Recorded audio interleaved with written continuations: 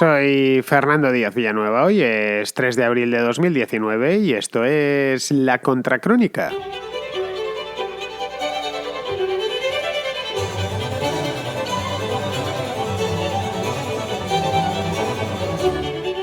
La frontera entre Estados Unidos y México está que arde.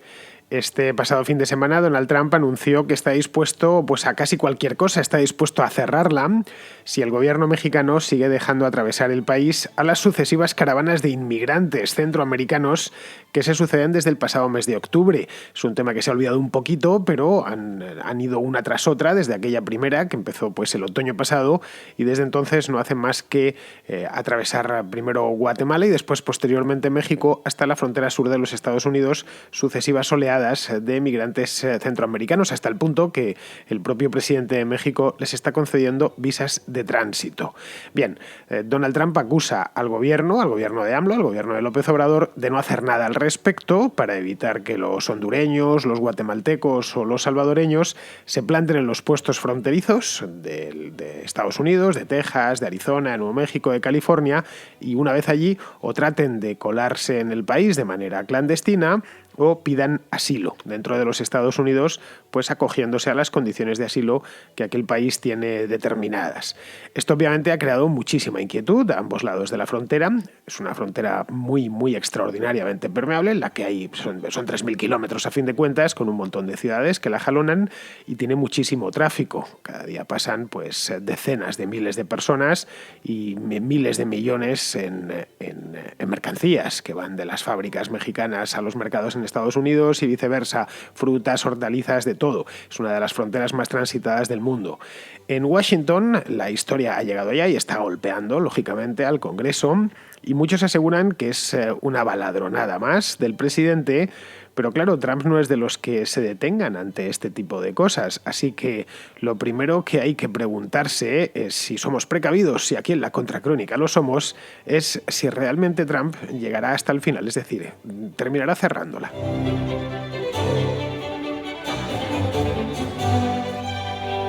Este fin de semana Donald Trump estuvo en Florida. Es un estado que le gusta mucho, entre otras cosas porque tiene allí una residencia, esta residencia famosa de Mar-a-Lago. La tiene desde antes de ser presidente, eso sí, y la utiliza mucho para pasar los fines de semana. No va al habitual, al retiro habitual de los presidentes, que está en Camp David, sino que se va a Mar-a-Lago. Allí incluso ha tenido algunas reuniones de alto nivel con mandatarios extranjeros. Al presidente de China, por ejemplo, se lo llevó allí hace un par de años y siempre que puede se escapa hasta Mar-a-Lago, hasta Florida, y ya que está en el estado de Florida, suele darse algunos paseos, convocar algunos mítines y ver a algunos de sus votantes. Por cierto, en Florida tiene muchísimos de ellos.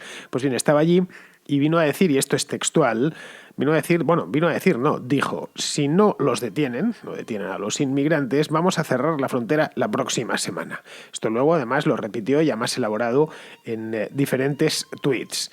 Bien, esto es exactamente, ya digo, con sus palabras lo que dijo Trump. No me he inventado absolutamente nada, me he limitado a traducirlas al español. Podría ser que lo dijese de manera más o menos figurada, es decir, o se acaba ya esta historia o os cierro la frontera.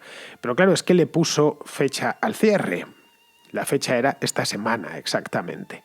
Bueno, estamos a miércoles y todavía no la ha cerrado, aunque quizá no haya que tomárselo al pie de la letra, la fecha, es decir, que no sea esta semana, pero sí la próxima o dentro de 3 meses.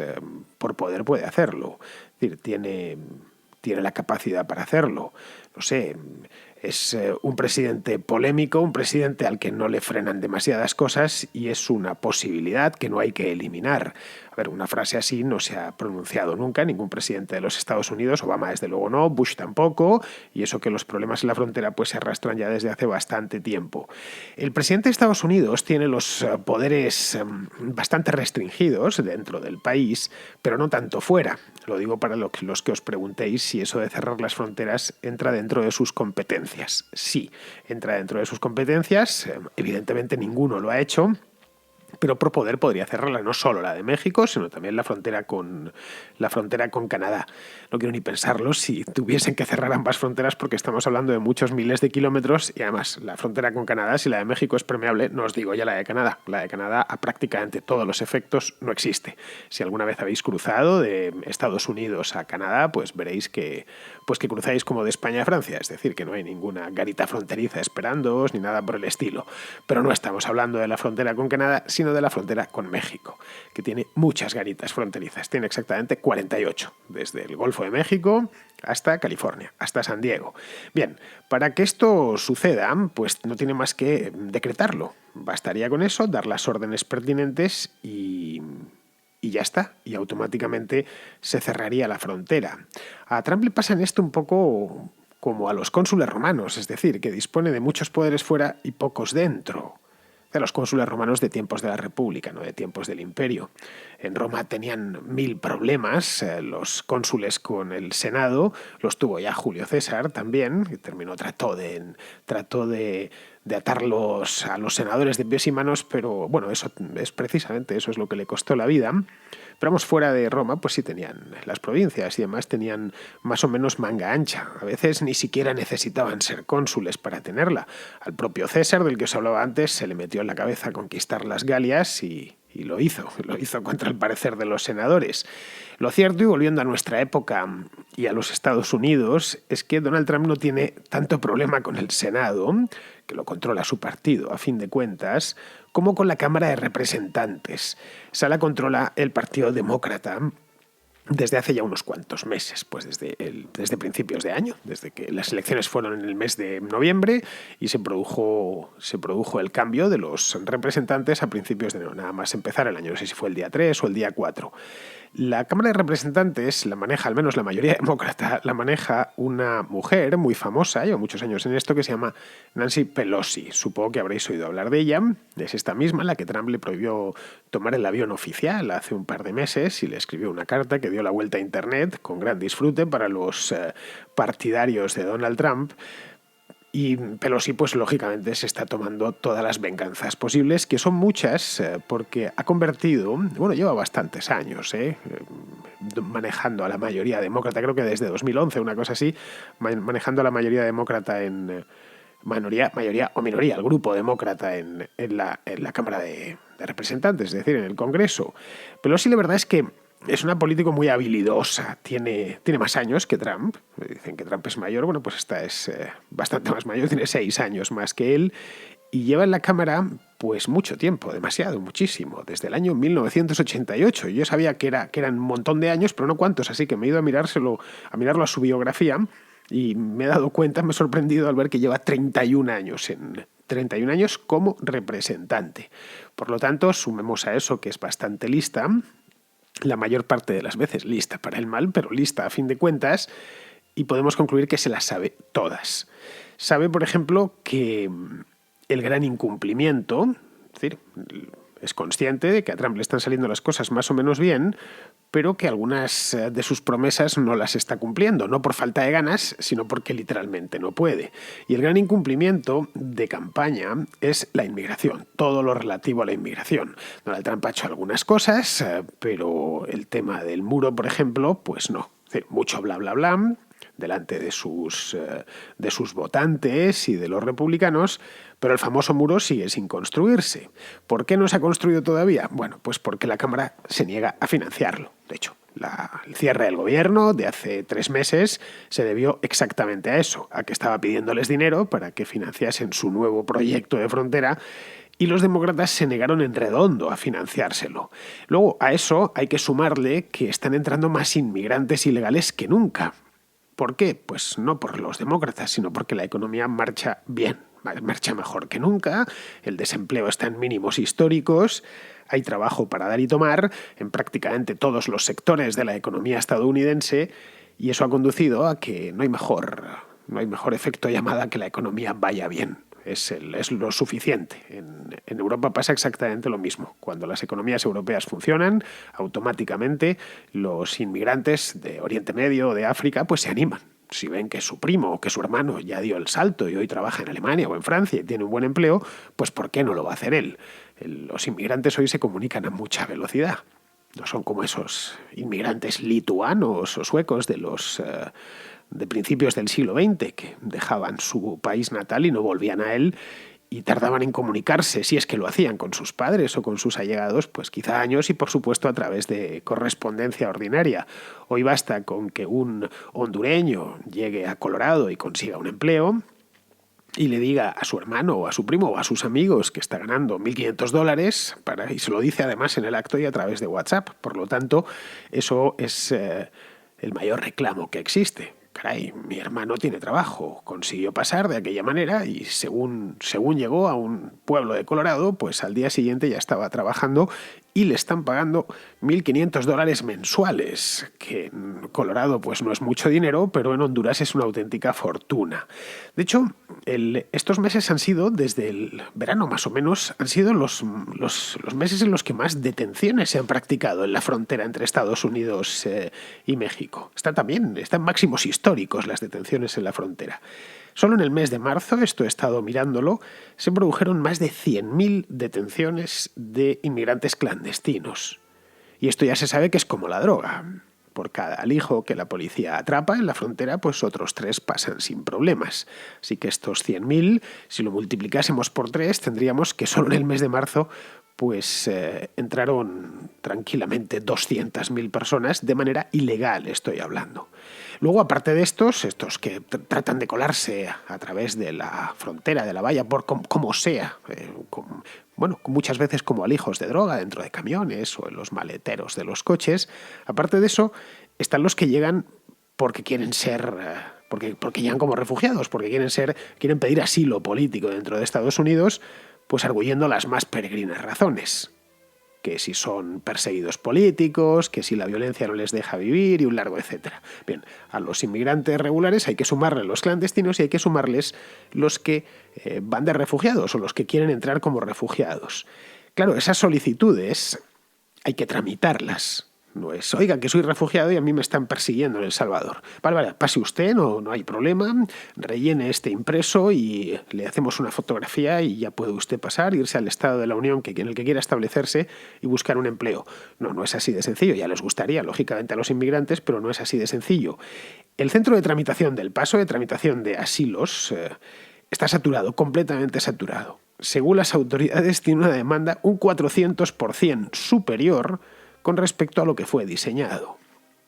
Luego a ese hay que sumarle, os estoy hablando del Paso, que es el más grande, pero hay otros muchos en distintas partes de la frontera, que es una frontera, como os decía, larguísima. Tiene 3.000 kilómetros de longitud.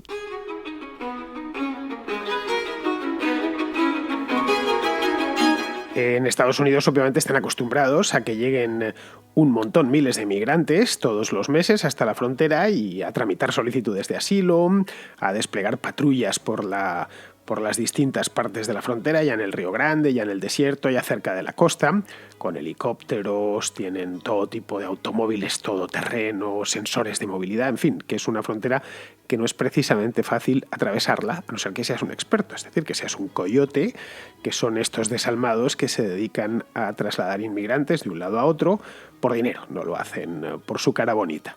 Bueno, la cuestión más, la frontera atraviesa lugares que son poco recomendables, como desiertos, que los que no hay, por supuesto, ni agua ni nada que se le parezca. Muchos inmigrantes mueren tratando de llegar, especialmente por Arizona o por Nuevo México, mueren tratando de llegar al norte. Bien, que esto exista es algo que conocen y que saben gestionar. Pero es que lo del último año está siendo, especialmente lo de los últimos 6 meses, una auténtica barbaridad. Los inmigrantes llegan por oleadas. Casi todos vienen desde Centroamérica y además hay muchísimos niños. Tantos como 40.000 esperando entrar. Estas son cifras, de esta misma semana. Pero claro, la infraestructura no da abasto. No da abasto porque no está diseñada para eso. Se diseñó hace ya mucho tiempo, hace ya décadas, se fue mejorando, pero la idea era recibir a adultos, básicamente hombres adultos provenientes de México, que iban a trabajar al campo californiano o a los comercios en Texas. Y esa era la idea, ¿no? Bueno, esto es lo que va a entrar y es lo que nos entra, una parte la absorbe la economía estadounidense y bien, y aquí paz y después gloria, y el que no pueda entrar, pues no puede entrar. Claro, no estaban, en ningún momento se diseñaron para recibir a familias completas desde Centroamérica. Que no olvidemos, los centroamericanos en México también son extranjeros. De manera que, como no hay espacio donde retenerlos, a todos los que van atrapando, que cruzan ilegalmente, las patrullas fronterizas atrapan a estos inmigrantes, a veces familias enteras, ya digo, qué sé yo, de hondureños o de guatemaltecos con niños pequeños, y los sueltan dentro de Estados Unidos. No por nada, sino porque no tienen dónde llevarlos, porque los trasladan en esos todoterrenos, los trasladan, o las camionetas, los trasladan hasta los centros de acogida, pues que el centro de acogida está lleno, porque tiene, en ese momento está saturado y hay un 300% más de personas de las que les entran. Claro, tienen un problema. En principio eso los deberían devolver a México, pero es que no son mexicanos, la mayor parte de las veces, por no decir casi todas. Son, qué sé yo, hondureños. Y Estados Unidos no hace frontera con Honduras, ni con Guatemala, ni con El Salvador.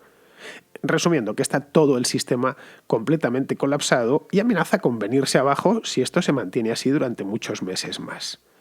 Entre los inmigrantes que esperan en Tijuana o en Ciudad Juárez, ha corrido la voz de que quizás si tienen suerte, si las cosas, los planetas se alinean de una manera concreta, pues les toca la lotería.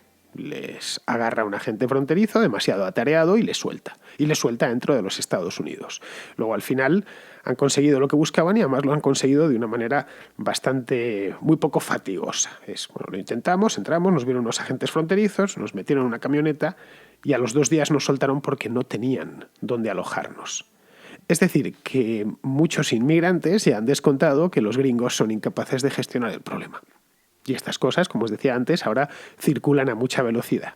Basta con que un inmigrante lo consiga para que acto seguido haga partícipe de su hazaña a sus familiares cercanos o a sus amistades en su país de origen, que está exactamente a décimas de segundo de distancia a través de un mensaje con el teléfono. Obviamente el problema está ahí y es un problema que tienen que tratar. Y debería colaborar el Congreso, pero el Congreso no colabora. Todo lo contrario, no pone nada de su parte. No aprueba nuevos fondos para mejorar las instalaciones ni para contratar nuevo personal, que es algo que están pidiendo desde la Casa Blanca pues ya desde hace mucho tiempo. Luego, aquí creo que esta es una conclusión nada descabellada. Creo que el problema de Trump no es tanto con López Obrador, sino con Nancy Pelosi, que está perfectamente al tanto de lo que ocurre en la frontera, pero prefiere dejarlo correr, dejarlo como está, sabiendo que este caso se lo apuntarán en el debe al presidente y no a ella. Esto evidentemente, que concluyo yo a título personal, creo que la Casa Blanca y los asesores de Trump también han concluido en lo mismo, pero claro, aquí poco pueden hacer. Podemos pensar, pero López Obrador no colabora. No, ese no colabora, pero porque no tiene necesidad de hacerlo. No es su obligación hacerlo. En México saben que el suyo no es más que un país de tránsito, que los centroamericanos no quieren quedarse allí, sino llegar cuanto antes a Estados Unidos. Ellos salieron no para vivir en Tamaulipas, sino para trabajar en Colorado o en Utah o en Oregón. Entonces, cuanto antes pasen, mejor. Es decir, la prioridad del gobierno de México y de los gobiernos regionales en México, los estatales, no es frenar el tráfico de gente, sino agilizarlo. Ya os decía al principio que les están dando hasta visas de tránsito para que no les incomoden demasiado y que pasen cuanto antes. Así que la amenaza de Donald Trump de cerrar la frontera va dirigida a eso mismo, es decir, a transmitir a López Obrador que o se toma en serio este asunto o cierra los pasos y le da un golpe severísimo a la economía mexicana. También se lo daría a la estadounidense, sin duda, claro, pero por una cuestión de tamaño lo notarían bastante menos que su vecino del sur. Vamos, que le está pidiendo a AMLO, sí, por resumirlo mucho, que se encargue a modo de subcontrata de la custodia de la frontera sur de Estados Unidos. Y hay ciertas cosas que tienes que hacer con tus propias manos, es decir, que no puedes subcontratarlas, especialmente cuando la subcontrata no tiene ningún interés ni ningún incentivo personal en que eso funcione. Es decir, no quieren que las labores de patrulla fronteriza, en lugar de hacerlas los Estados Unidos, las tengan que hacer ellos pues, a lo largo de todo su país, que por cierto tampoco es nada pequeño. Claro, el problema, o el problemón, aquí es que la frontera entre Estados Unidos y México es muy larga y está muy frecuentada. Vamos, que no es la frontera de Idaho con Canadá o la frontera de Ceuta con Marruecos. Que bien, pues la valla, puede haber algún salto puntualmente, pero al ser unos pocos kilómetros se puede custodiar más o menos bien. La frontera entre Estados Unidos y México tiene, como ya os he dicho, 3.000 kilómetros y se calcula que tiene aproximadamente unos 350 millones de cruces anuales en sus 48 puestos fronterizos. En algunos casos esta frontera parte ciudades en dos, como El Paso y Ciudad Juárez, o Nogales en Arizona y Sonora. En Nogales se llaman igual las dos. O Laredo, Nuevo Laredo, que están en Texas y en Tamaulipas, o Matamoros y Brownsville. Es que literalmente la frontera parte en dos la ciudad. Pues por ahí pasa gente a diario de ida y vuelta. Gente que trabaja en un lado y vive en el otro. Un poco lo que sucede en las zonas fronterizas en España, pues con Portugal o con Francia o con Gibraltar. Luego también hay mucho tráfico comercial. Aproximadamente unos 600.000 millones de dólares en mercancías pasan por esos 48 puestos fronterizos cada año. Cerrar la frontera se caería en el acto, el comercio y la inmigración legal, pero no la ilegal. Esa se cuela de cualquier modo. A unos los atrapan y a otros no. Lo harán de noche, lo harán por lugares mal protegidos, lo harán en ultraligero, lo harán cavando túneles. Ojo, de todas estas formas han atrapado a inmigrantes ilegales en esa frontera. Pero bueno, pongamos por caso que Trump quiere llevar a su apuesta hasta el final y decreta el cierre mañana mismo, mañana día 4. Bien, ¿hasta cuándo? Recordemos que a principios de año se la tuvo que envainar con el cierre del gobierno. ¿Y de qué manera? Si México no hace lo que les pide, ¿cuánto tiempo va a estar cerrada la frontera? ¿Qué pasa si México dice que vale, que perfecto, que correcto, que harán lo que se les pida y luego vuelta a empezar? ¿Volverá entonces a cerrar la frontera? Sería además esto todo un regalo para el Congreso. Miles de millones de pérdidas diarias, los empresarios enfadados, presiones en las ciudades fronterizas para reabrir los puestos y que la gente pueda acudir a su puesto de trabajo. No sé yo lo que hará al final este hombre, sinceramente, porque es bastante impredecible, sobre todo con sus arranques personales, pero esto me da la impresión que tendrá que ahorrárselo, es decir, que Trump tendrá que defraudar a sus votantes y a sus fans, porque en este caso es peor el remedio que la enfermedad.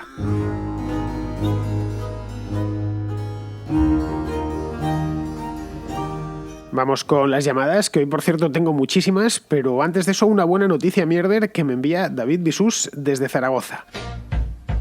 Noticias mierder. La noticia que no te interesa, pero que estás deseando escuchar. Porque en la Contracrónica sabemos que reírse es un asunto muy serio. Bueno, tengo delante de mis narices el Boletín Oficial del Estado del día 3 de julio de 2017.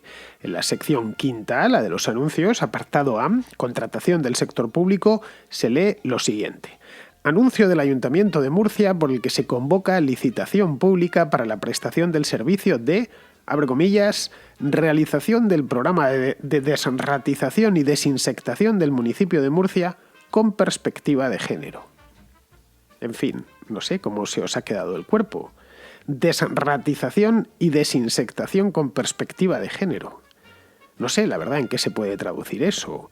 Quizás que solo pueden llevarla a cabo mujeres, o que haya que ponerse a desinsectar con falda, o que en las desinsectaciones se indulte a las mosquitas, pero no a los mosquitos.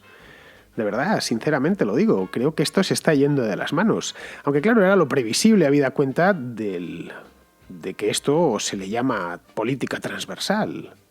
O sea, se las llaman así. Las políticas transversales, las de género, son todas y por lo tanto tienen que ir transversalmente en cualquier tipo de legislación, incluidas las desratizaciones y las desinsectaciones de los ayuntamientos. Lo que me pregunto es si antes de declarar con perspectiva de género a esta desinsectación Han hecho la auditoría de género pertinente. Lo de las gafas rosas, ya sabéis.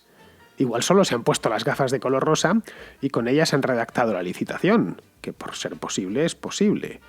A ver si algún oyente murciano, que sé que hay unos cuantos aquí de la contra, se acerca al ayuntamiento, pregunta por este particular y nos saca de dudas. Bien, vamos a seguir, vamos ahora con Simón, ahora ya sí con las preguntas, con las llamadas de los oyentes. Vamos con Simón de Pamplona, que tiene una serie de matices en torno al tema del Brexit que traté aquí hace un par de días. Acabo de escuchar tu programa, tu último programa sobre el Brexit, y he hecho a faltar bastantes cuestiones importantes. En concreto, el contenido del acuerdo de Theresa May. Theresa May fue una Remainer en la campaña del referéndum. Y cuando fue designada a dedazo para presidente del gobierno y a su vez como candidato a presidente del gobierno para la siguiente campaña, entiendo yo que para consolidarse como líder del Partido Conservador utilizó el artículo 50 antes de negociar absolutamente nada con la Unión Europea. Pero no eso, es que negoció eh, con el peor actor posible dentro de la Unión Europea. No con el Parlamento, no con los consejos de primeros ministros, no, no. Negoció con la Comisión, que no tiene ningún skin in the game y que efectivamente, y como ya se ha comentado, lo que tiene interés es en hacer un proceso doloroso para el Reino Unido, hacer un aviso para navegantes, que nadie se mueva de la foto. Bueno, pues negoció un acuerdo con lo peor del Brexit y con lo peor del Remain. ¿A qué me refiero? Pues me refiero a que, según ese acuerdo, el Reino Unido tendrá que implantar toda decisión que emita el Parlamento Europeo, toda normativa que emita la Unión Europea. Es decir, toda normativa que genere la Comisión y presente una y otra vez, como Theresa May y su plan, hasta que se aprueba en el Parlamento. El Reino Unido, además, tendrá que adherirse a todo tratado internacional que firme la Unión Europea, es decir, renuncia a tener ninguna capacidad de política exterior, incluidos aquellos en materia de defensa. Es decir, recordemos que en materia de defensa la Unión Europea es una anarquía. Por mucho que la Comisión lo intente el presidente de Francia en crear un ejército europeo, cada país va por libre. Recordemos lo que pasó en la intervención de la antigua Yugoslavia, lo que sucedió en las dos guerras de Irak. Por otro lado, el acuerdo de May supone que el Reino Unido se verá sometido a cualesquiera nuevas exigencias que le realice la Unión Europea. No es como el Brexit que planteaban los Brexiteers, sí, sí, pagaremos todo lo que hemos acordado en pagar, pero ni una libra más. Y además, todo esto lo sufriría el Reino Unido sin tener siquiera un asiento en el Parlamento para quejarse. Sería una posición menos deseable de la que hoy en día tienen países parcialmente adheridos a la Unión Europea como Noruega o Turquía. Y lo peor de todo, el acuerdo de Brexit de May supondría dejarle al Reino Unido en un limbo de acuerdo del cual a su vez no podría salir ni podría volver a entrar, salvo un acuerdo específico por las dos partes. Y un acuerdo del que no se puede salir no es un contrato, es una condena. Bueno, Simón, he hecho como 20 o 25 programas sobre el Brexit y no sé si me quedo corto. El perfil de May ya lo hice hace un par de años. Lo mismo con el contenido del acuerdo, que lo comenté en profundidad el año pasado, en noviembre, y antes de eso en julio, cuando salió de su residencia veraniega de Chequers. Respecto a la negociación, no negoció con la Comisión, negoció con alguien peor. Negoció con Michel Barnier, que es a quien Juncker dejó esto. Barnier es un gabacho de estos acartonados que lleva 40 años en política, de estos gaullistas de la vieja escuela, con el colmillo retorcido, que ha sido de todo. Ha sido diputado, ministro varias veces en Francia con distintos primeros ministros y comisario europeo en varias ocasiones. Vamos, un tipo digno del cardenal Richelieu, te lo digo. Pero vamos, viendo lo que los británicos estaban haciendo y cómo no se entendían entre ellos, pues fue como un regalo. Es decir, se la metió hasta el fondo y les llevó donde quiso. ¿Y a quién tenía enfrente? Pues tenía a May. Y May no era más que, bueno, no era y sigue siendo básicamente una funcionaria municipal que en el año 97 consiguió meterse de perfil en el Parlamento por una circunscripción, la de Maidenhead, que acababan de crear ese mismo año. A partir de ahí ya se pegó a Cameron y chupó rueda llevándole el partido, los asuntos del partido. Ella era la presidenta del Partido Conservador hasta que ganó las elecciones y Cameron la nombró ministra del Interior. Y allí lo que hizo fue esperar agazapada hasta que pudo quitarle el sitio, cosa que hizo al punto tan pronto como el otro cometió lo del Brexit, la cagada del Brexit. Vamos, que el desconocimiento de la política europea por parte de Theresa May era inmenso. Ahora supongo que será algo mayor ya después de 2 años. Y tampoco es que sea una negociadora especialmente hábil, tal y como se vio cuando era ministra del Interior, donde fue empalmando las polémicas una tras otra. Así que el resultado ha sido el esperable. Barnier no se lo debe de terminar de creer. Ha dicho, mira, mi gran éxito lo he tenido al final de mi carrera.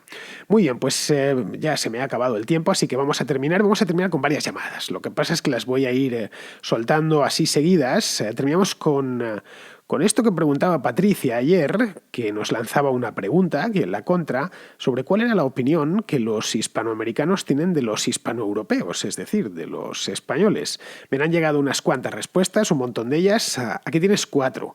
El primero es Andrés, de Colombia. El segundo, Jairon, un cubano en Miami. Y los otros 2, Carlos y Alejandro, de Chile. En el caso particular de Colombia, si bien se extendió bastante la leyenda negra en colegios y universidades públicos y varios de estos también privados, mm, ya está habiendo una respuesta a través de la lectura y el estudio de libros y otros textos como el de, me parece que el autor es Fernando Paz, que hizo sobre la leyenda negra que desmitifican un poco el tema. Eso es lo que quiero responder y pues en eso va el tema aquí en Colombia particularmente.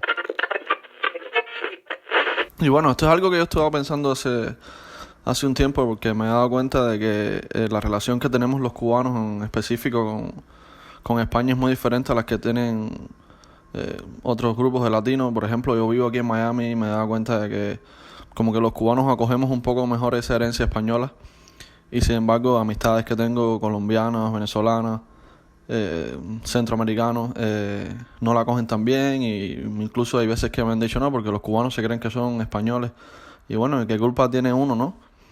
De la herencia que tiene. Mi bisabuelo era gallego de Lugo y mi abuelo siempre me habla con mucho cariño de él y me siento orgulloso de esa herencia española, como también me siento orgulloso de la herencia afrocubana que tengo. Me gusta tanto el flamenco como la rumba y he crecido escuchando salsa, escuchando otro tipo de cultura. Es verdad que que los cubanos y los españoles nos diferenciamos en un tema de idiosincrasia y de educación muchas veces, porque los cubanos somos un poco más ruidosos, como debes saber. Pero sí me he dado cuenta en el tiempo que viví en Cuba,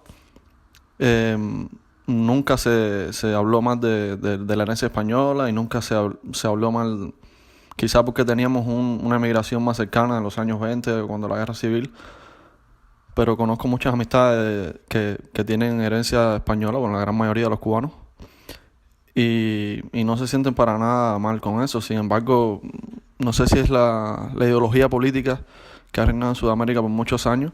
Sin embargo, me he dado cuenta que otros países sí se sienten mal o no quieren desarraigarse de eso. Y es algo bien común y bien normal, que tampoco es nada por lo que hay que celebrarlo ni nada, es una cuestión cultural, familiar. Y si ahora mismo una pareja de cubanos emigra a España y tiene un hijo, el hijo sería considerado un cubano más. Y el nieto sería considerado descendiente de cubano y así sucesivamente.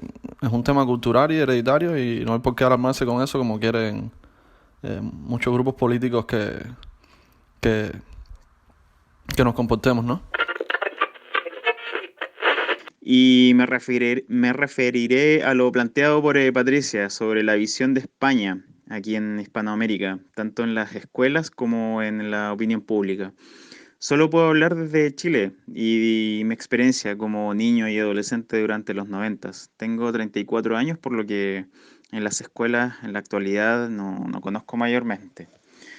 Mi experiencia en la escuela y el colegio lo que sería el instituto en España, los contenidos que tocaban sobre España, típico, la conquista, la colonia, independencia y todas esas cosas, estaban marcados por la descripción de los hechos, sin caer demasiado en algún tipo de connotación negativa. Esto, bueno, obviamente dependía del profesor, pero por lo general era algo como dije, descriptivo, hechos. Me da la impresión de que esto ha cambiado bastante porque la izquierda se ha tomado las escuelas públicas, por lo que la visión que asumo que se tenía de algunos hechos ha cambiado y con el tema mapuche se ha politizado todo. Entonces, los mapuches eran el grupo indígena más importante del país, por lo que yo asumo que también algunos temas han cambiado. eh, y eso se refleja también en la opinión pública. Cruzado con este tema, el de la opinión pública, está el indigenismo ya en algo más amplio en la sociedad, en donde hoy en día es muy popular. Cuando yo era niño, ser indígena o tener apellido mapuche era prácticamente motivo de burla.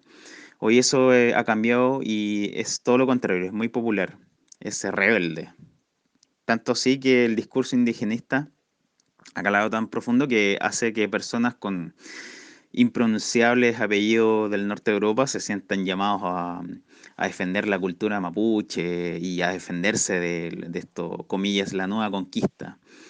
Eh, este otro tema, llamada a veces nueva conquista, en general habla sobre las empresas españolas asentadas en Sudamérica, por ejemplo, y en el caso de Chile son muy potentes. Tenemos Banco Santander, Endesa y un montón de empresas más, sobre todo el rubro de construcción, energía, transmisión eléctrica y cosas así. Entonces, cada vez que hay algún problema, se le asume como estos españoles que nos vienen a robar y ese tipo de cosas. Eh, eso más que nada.